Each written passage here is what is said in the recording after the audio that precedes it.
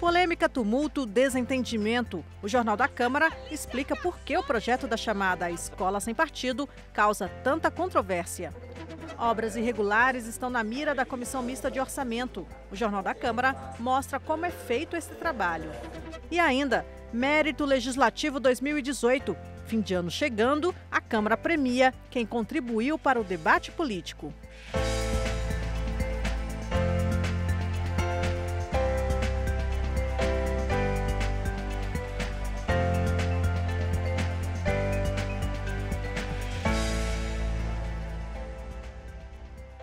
Há semanas, a proposta que ficou conhecida como Escola Sem Partido mobiliza defensores e adversários aqui na Câmara.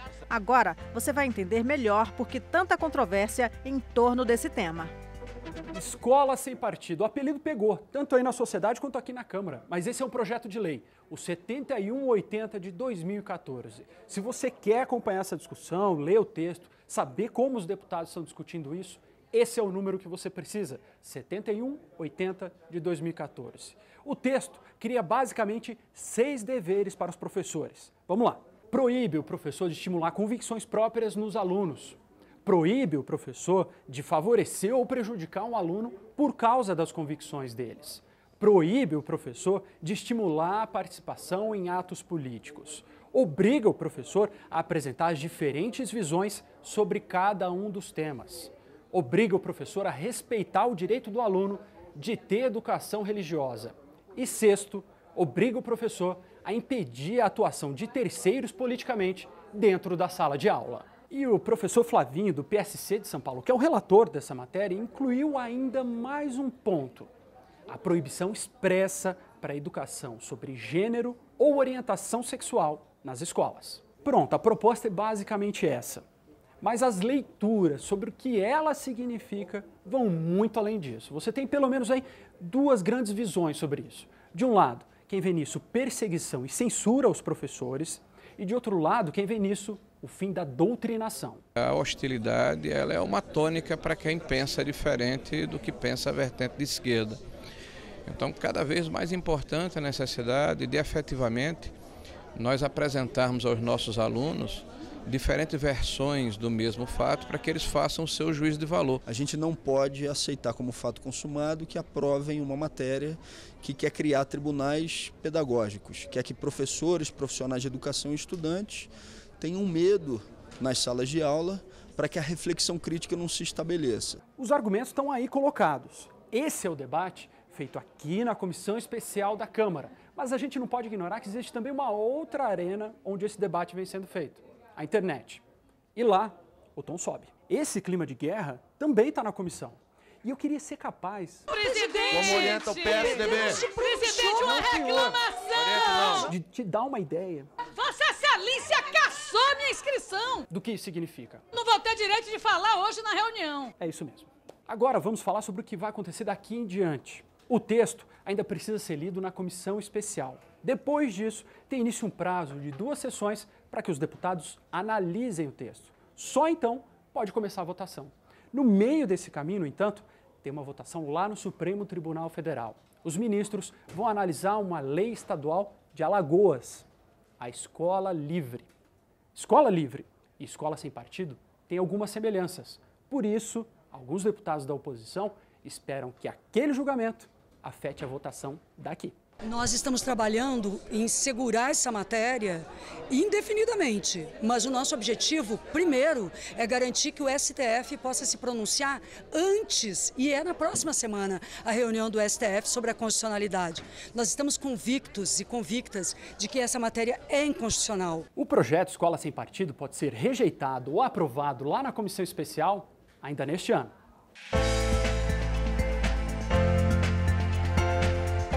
A Comissão Mista de Orçamento avança nos trabalhos. Hoje foi dia de analisar obras paradas por suspeita de irregularidades. Em debate na Comissão de Orçamento, representantes do governo e do Tribunal de Contas da União discutiram os indícios de irregularidades encontrados em obras com recursos federais. Em algumas delas, o TCU aponta a necessidade de correção. Em outras, sugere a retenção dos pagamentos. Nos casos mais graves, a recomendação é de que as obras sejam paralisadas. São 10 obras com recomendação de que sejam interrompidas. Entre elas, canais de distribuição de água em Alagoas e na Paraíba, a construção da fábrica de hemoderivados em Pernambuco, corredores de ônibus nas cidades de São Paulo e Aricanduva e o BRT de Palmas. É uma licitação antiga que foi feita ainda com o projeto básico do empreendimento. Posteriormente, o governo do estado desenvolveu o projeto executivo e entre o projeto executivo e o projeto básico há diferenças. Na visão do TCU, as diferenças são significativas a ponto de inviabilizar o aproveitamento da licitação. O que o TCU recomenda é a nulidade do contrato e que o órgão gestor licite novamente esse contrato, especificamente esse contrato. O TCU sempre tenta apontar soluções que prisem pela continuidade da obra, tendo em vista que paralisar uma obra é ruim para todo mundo. Foi o escândalo da obra do TRT de São Paulo nos anos 90 que inspirou a criação do relatório de obras com indícios de irregularidades graves na lei orçamentária.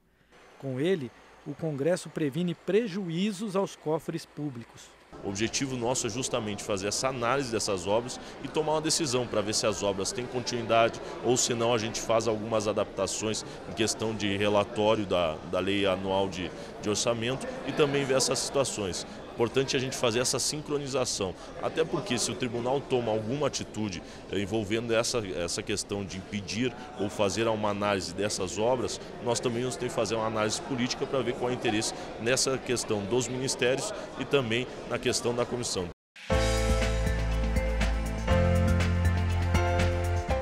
O presidente da Câmara comenta pela primeira vez a disputa pelo cargo que ele ocupa hoje. Sucessão na presidência já é assunto nos bastidores do Legislativo. A gente não é candidato nem só do nosso partido, nem só das nossas vontades. A Câmara, mais do que nunca, precisa ser a casa do equilíbrio, a casa que ouve a todos, a casa do povo brasileiro. Então é isso que tem que nos nortear para o próximo biênio, né? Uma casa que mais do que nunca consiga ouvir a toda a sociedade brasileira, respeitando o espaço da maioria, mas também compreendendo, né, que se formou uma maioria de ideias que precisa ser pautada, né, e, se possível, principalmente na área econômica, ser aprovada.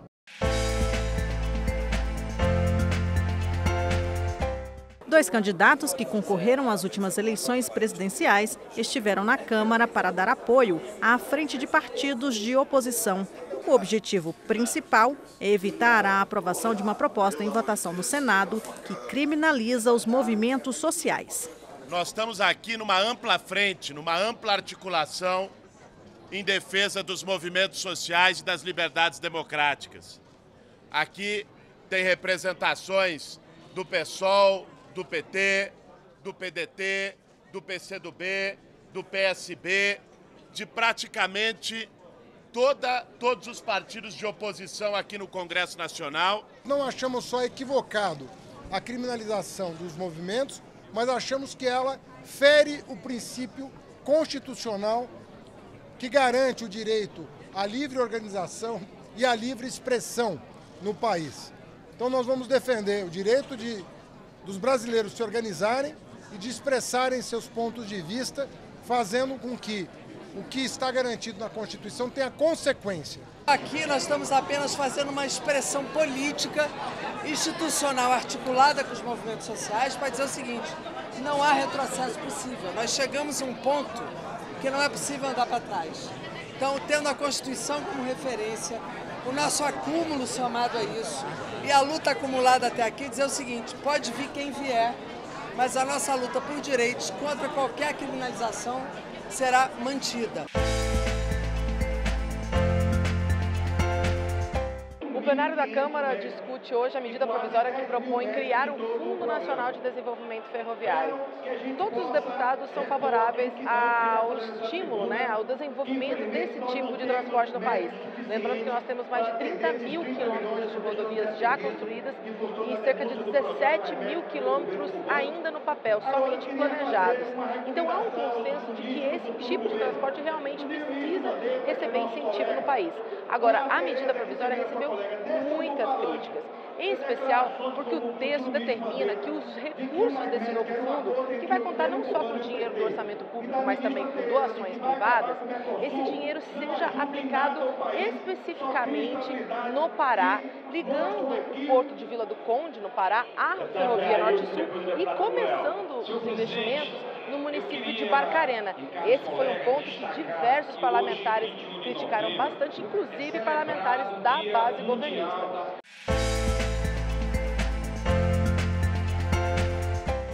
Frente Parlamentar contrária à reforma da Previdência apresenta documento contra a votação. Mais de 100 entidades assinam. O documento contra a reforma da Previdência foi assinado por mais de 100 instituições classistas, representando desde juízes federais e estaduais a servidores de órgãos do governo e trabalhadores da iniciativa privada. A nota reforçou que existem fontes de financiamento para tornar a Previdência Social sustentável e condenou as mudanças contidas na proposta de emenda à Constituição que está em análise na Câmara. É preciso rever as desonerações fiscais, é preciso adotar políticas econômicas que efetivamente façam com que a economia brasileira cresça e só a partir daí é que a gente pode fazer uma discussão relativa a certos direitos. É verdade, né? Concordamos que, por exemplo, com o aumento da expectativa de vida é preciso rever também a questão da idade mínima, mas a gente tem que ter assim, parâmetros sustentáveis e parâmetros razoáveis de idade mínima. O coordenador da Frente de Deputados e Senadores em Defesa da Previdência considera que não há chance de votação do atual texto da reforma, devido à intervenção federal no Rio, que impede mudanças na Constituição. E também por causa de declarações do economista Paulo Guedes, escolhido ministro da Economia do futuro governo, que teriam desagradado os parlamentares. Houve uma manifestação desastrada do ministro da Economia, pressão neles, pressão nos deputados, nos parlamentares, para que isso pudesse ser colocado em votação. A pressão funcionou ao contrário, virou um caos o relacionamento do governo e a proposta básica que eles apresentam é a mesma reforma feita no Chile. E no Chile todos sabemos hoje que é o país que tem o maior número de suicídios de pessoas de idade, porque o benefício lá é menor do que o salário mínimo. 47 brasileiros que contribuíram para o desenvolvimento do país no ano que está acabando. São os premiados com a Medalha do Mérito Legislativo, edição 2018. Eles são indicados pelos líderes partidários e pela mesa diretora da Câmara. A cerimônia começou com a execução do hino nacional.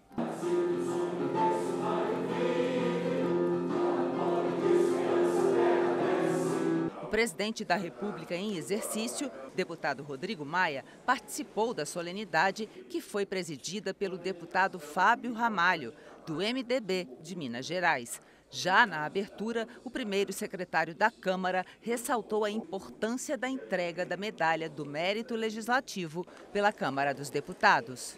Os agraciados deste momento atuam nas mais diferentes áreas, dando o melhor de si, uma demonstração viva da imensa riqueza humana que faz do Brasil uma nação singular. Muito obrigado por estarem aqui conosco nesse dia tão importante para a Câmara dos Deputados e que cada vez mais a Câmara possa representar melhor, dialogar melhor e estar mais próximo à sociedade brasileira. Médicos, religiosos, juízes, ativistas dos direitos humanos, pessoas com as mais diversas formações e uma missão em comum, o desenvolvimento do país. Indicadas pelos líderes dos partidos e pelos integrantes da mesa diretora da Câmara, 47 pessoas receberam a Medalha do Mérito Legislativo 2018. Nós desenvolvemos um trabalho social muito grande nas margens do Rio Mearim, promovendo ações sociais com o apoio do Exército, Marinha, Aeronáutica.